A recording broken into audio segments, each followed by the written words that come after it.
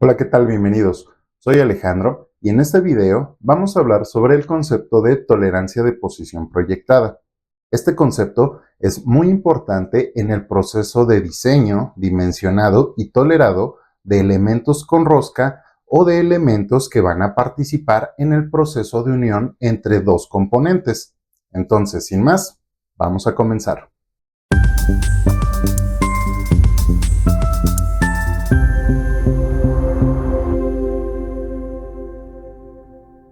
Supongamos que tenemos un componente.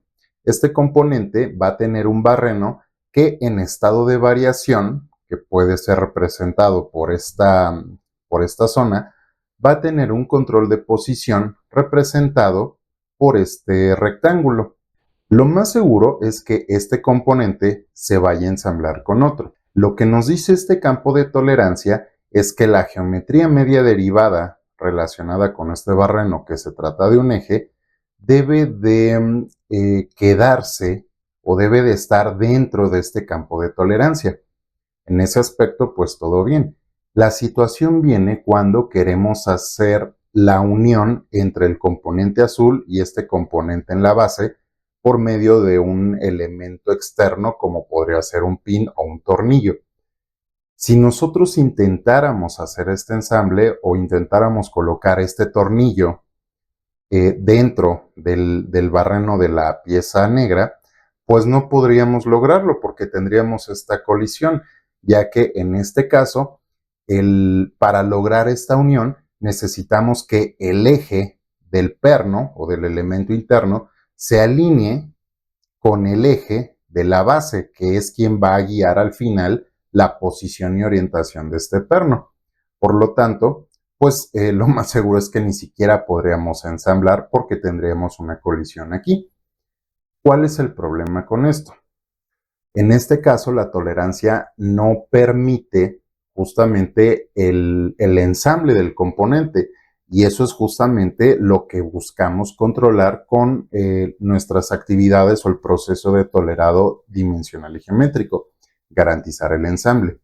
Pensando en esto y considerando que la función es, o conseguir la función es el principal objetivo dentro de GD&T, pues podemos notar que este campo de tolerancia para esta pieza en color negro, pues realmente no nos está ayudando.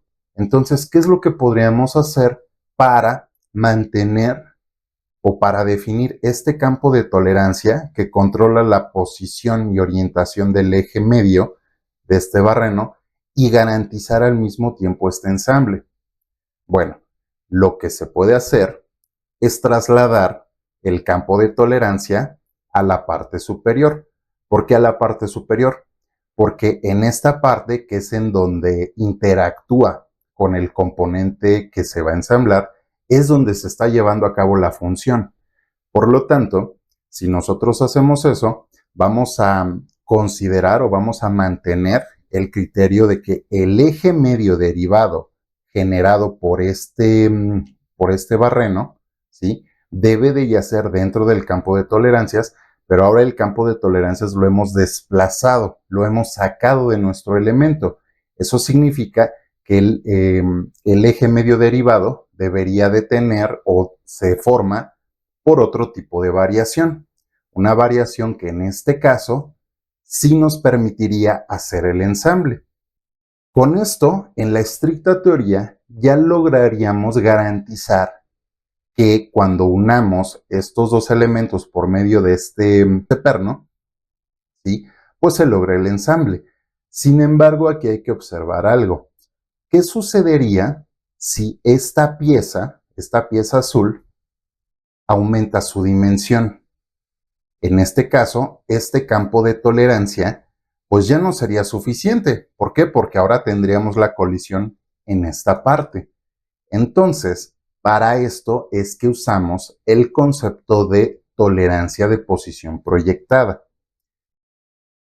El campo de tolerancia o el concepto de tolerancia de posición proyectada lo que nos dice es, para una condición de este tipo, en donde vas a tener una unión, en donde puedes tener una condición llamada de perno fijo o fixed fastener, en donde este barreno o este agujero que puede ir roscado o que puede estar diseñado para un ajuste con apriete, pues va a guiar siempre la orientación y posición del elemento de unión, que es el perno. Entonces, lo que nos dice este concepto es que en esta condición podemos desplazar el campo de tolerancia a la zona funcional. La zona funcional está descrita justamente en el espacio dentro del elemento de la pieza que vamos a montar. Sin embargo, para hacer esto, en nuestro en nuestro control geométrico, tenemos que agregar este símbolo. Es el símbolo de la letra P dentro de un círculo. Con esto ya estamos declarando que la tolerancia de posición de este barreno no se va a medir o no va a aplicar precisamente dentro del elemento, sino que se va a extender o se va a proyectar a una región diferente, a una región fuera del elemento. Para aclarar en dónde o en qué región vamos a colocar este campo de tolerancia, necesitamos conocer las dimensiones de esa zona en donde nos vamos a proyectar.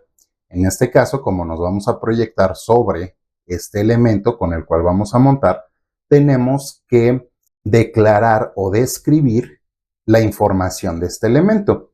Y en este caso, lo que vamos a hacer es dar esa descripción a través del espesor de la contraparte. La contraparte es esta pieza en azul. El espesor, por ejemplo, para este caso, de esta pieza sería de 10 más menos 2. Por lo tanto, lo que tenemos que declarar en nuestro control geométrico con nuestro modificador de tolerancia de posición proyectada es la condición de máximo material del espesor de esta contraparte. Entonces, lo que tendríamos que hacer en la representación de nuestro dibujo sería algo como esto. Tenemos este componente al cual le vamos a asignar su control de posición, normalmente en su máxima condición de material, seguido del símbolo P, y en el dibujo debemos de representar por medio de una línea discontinua o una línea de guiones gruesa con un ligero offset del eje teórico de nuestro elemento, la distancia, ¿sí?, que vamos a estar proyectando nuestro campo de tolerancia. Esta es la manera en cómo nosotros avisamos o decimos que la tolerancia de posición y orientación, en este caso de este elemento, la vamos a medir de este lado. Otra forma que tenemos de expresar esto es incluir dentro del mismo control, ¿sí?, a un lado o a continuación del símbolo P, la magnitud en milímetros, bueno, en unidades de longitud, ¿sí?, la magnitud en que vamos a proyectar este campo de tolerancias. Ahora, para esto es para lo que nos sirve, o este es el concepto, mejor dicho, de la tolerancia de posición proyectada. En general, podemos decir o podemos resumir que este concepto es un modificador de zona de tolerancia de posición que vamos a utilizar para garantizar el ensamble entre dos componentes. Normalmente lo vamos a aplicar cuando tenemos barrenos con cuerda, por ejemplo, para la colocación de tornillos, o cuando tenemos agujeros que van a trabajar en condiciones de ajuste con apriete.